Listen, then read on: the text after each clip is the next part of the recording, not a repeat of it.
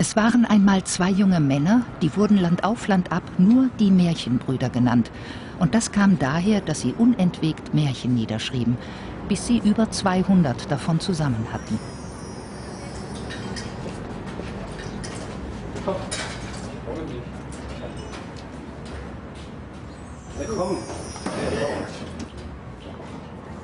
Diese Märchen wurden bald nur noch Grimms Märchen genannt. Natürlich haben die Brüder Grimm weder Fahrstühle noch Straßenbahnen kennengelernt. Sie sind lange tot. Wir haben sie noch mal zum Leben erweckt, um von ihnen zu erzählen. Quasi ein Geburtstagsgeschenk. Denn genau vor 225 Jahren erblickte der ältere von beiden, Jakob, in Hanau das Licht der Welt. Sein Bruder Wilhelm wurde ein Jahr später, 1786, geboren.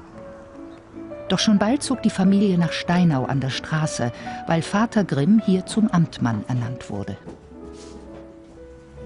Die Residenzstadt Kassel. Hier wurden Jakob und Wilhelm bei der Tante einquartiert, um am renommierten Friedrichsgymnasium Abitur zu machen. Marburg, die alte Universitätsstadt. Hier studierten sie Rechtswissenschaften und lernten den Kreis der Romantiker kennen, der ihr weiteres Leben prägen sollte. Zurück in Kassel bezogen die Brüder Grimm eine Wohnung in der Altstadt und begannen mit ihrer Märchensammlung. Als Bibliothekare am Museum Fridericianum schrieben sie ein Buch nach dem anderen. Doch keines wurde so berühmt wie die Kinder- und Hausmärchen. Eine wundervolle Welt der Fantasie.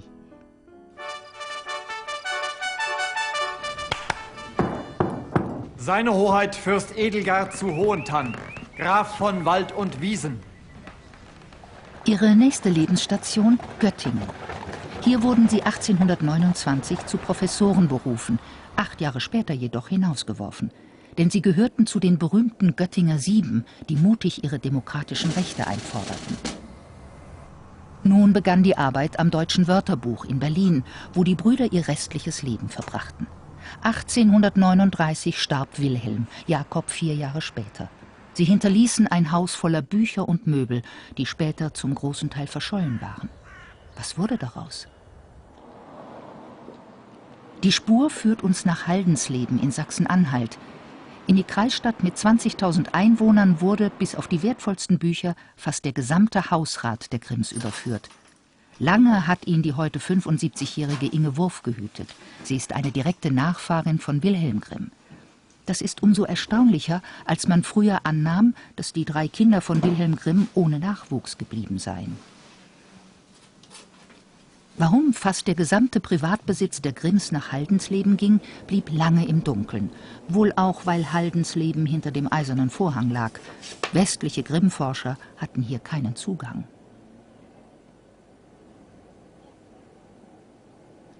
Des Rätsels Lösung ist mittlerweile klar. Die Grimm-Haushälterin Agnes Östreich, hier rechts im Bild zu sehen, hatte ein Verhältnis mit Wilhelms Sohn Rudolf, das nicht folgenlos blieb. 1881 brachte sie eine Tochter namens Albertine zur Welt, die von den Grimms stets gefördert, aber nicht offiziell als Verwandte anerkannt wurde und auch nicht ihren Namen trug. Man fürchtete den gesellschaftlichen Skandal. Als die 3 Kinder Wilhelm Grimms tot waren, wurde Albertine, die später Plock hieß und Volksschullehrerin in Haldensleben wurde, die Alleinerbin des Grimmschen Besitzes. Inge Wurf ist ihre Enkelin. Es ist bei uns zu Hause eigentlich unter Decke gehalten worden, immer. Selbst meine Großmutter hat das nicht so recht gewusst. Aber bei der Beerdigung von der Urgroßmutter, da haben sie dann das Dokument gefunden. Und die verwandtschaftlichen Beziehungen ans Licht gebracht. Doch kehren wir zunächst zurück zum ereignisreichen Lebensweg der Brüder Grimm. Hier in Hanau lebten ihre Vorfahren schon seit Jahrhunderten. Seit die Hanauer Grafen ausgestorben waren, gehörte die beschauliche Residenzstadt zur Landgrafschaft Hessen-Kassel. Die Familie Grimm verstand sich als fromm und fürstentreu, zählte Bescheidenheit und Fleiß zu ihren Tugenden.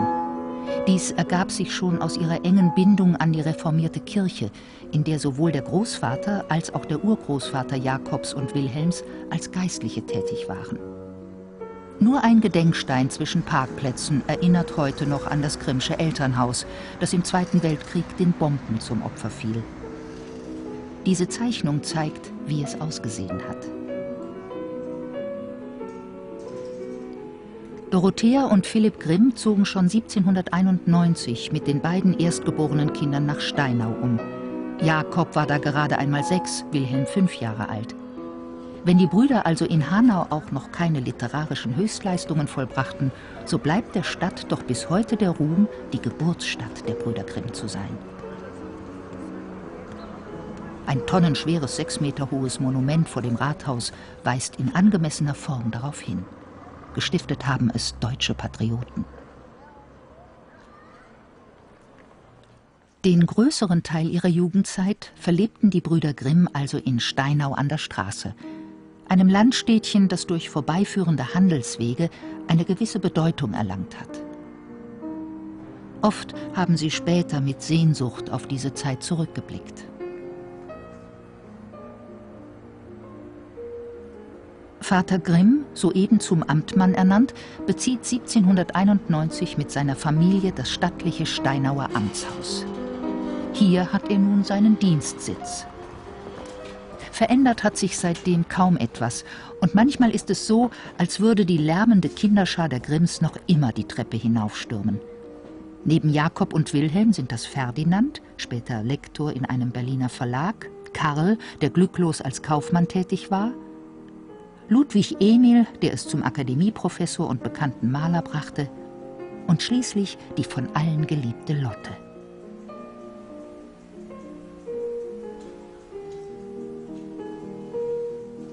Die bald auf 8 Köpfe angewachsene Familie lebt im Erdgeschoss. Hier ist das Reich der Mutter, die von früh bis spät mit der Organisation des großen Haushaltes beschäftigt ist. Im Amtshaus, heute ein Grimm-Museum, ist die Küche originalgetreu rekonstruiert worden.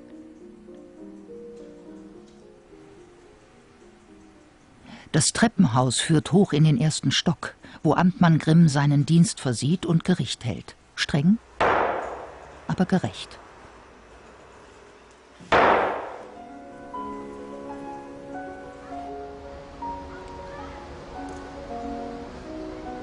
Täglich geht die Mutter mit den Kindern hinaus zum Biengarten, einem gemieteten Grabeland, aus dem die Familie ihr Obst und ihr Gemüse bezieht. Sowohl Jakob als auch Wilhelm haben diesen Ort später oft in ihren Erinnerungen erwähnt, ebenso wie die idyllische Landschaft um Steinau. Die eher melancholische Mutter hing hier ihren Gedanken nach, während die Kinder spielten. Die strenge Moral, mit der sie erzogen wurden, prägte die Brüder für ihr ganzes Leben und findet sich auch in ihren Märchen wieder.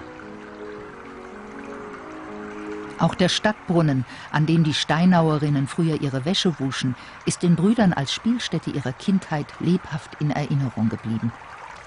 Oft saßen sie hier mit anderen Kindern und warfen Steinchen in das Wasser. Vielleicht verlegten sie auch ihr Märchen vom Froschkönig, eine Geschichte von Hochmut und Läuterung, in Gedanken an diesen Ort.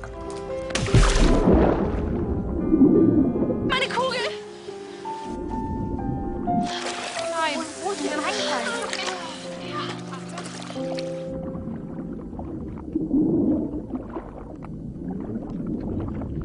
Im alten Steinauer Schulhaus, das noch immer an seinem Platz steht, empfingen Jakob und Wilhelm ihre ersten Bildungsweihen. Wir wurden bei einem Stadtpräzeptor Zinkan unterrichtet, von dem wenig zu lernen war außer Fleiß und strenger Aufmerksamkeit, aber aus dessen charakteristischem Benehmen uns eine Menge ergötzliche Späße und Redensarten und Manieren zurückgeblieben ist. Dem prinzipienstarren Mann waren die Brüder schon als Kinder geistig überlegen. Viel mehr als das Alphabet, das kleine Einmaleins und gereimte lateinische Lebensweisheiten hatte er nicht in seinem Repertoire. Im Januar 1796 wurde die Steinauer Idylle jäh zerstört. Der Vater starb erst 45-jährig an einer Lungenentzündung. Plötzlich war die Mutter mit den 6 Kindern allein. Eine Witwenpension wie in unseren Tagen erhielt sie nicht, sodass die Familie ohne Einkünfte war. Jakob und Wilhelm, die beiden Ältesten, mussten die Konsequenzen tragen. Um überhaupt über die Runden zu kommen, nahm die Mutter das Angebot der Schwester in Kassel an, die beiden Neffen bei sich aufzunehmen. Im Herbst 1798 fuhren sie in die 140 Kilometer entfernte Residenzstadt, ihre Familie, ihre Kindheit und ihre Erinnerungen in Steinau zurücklassend.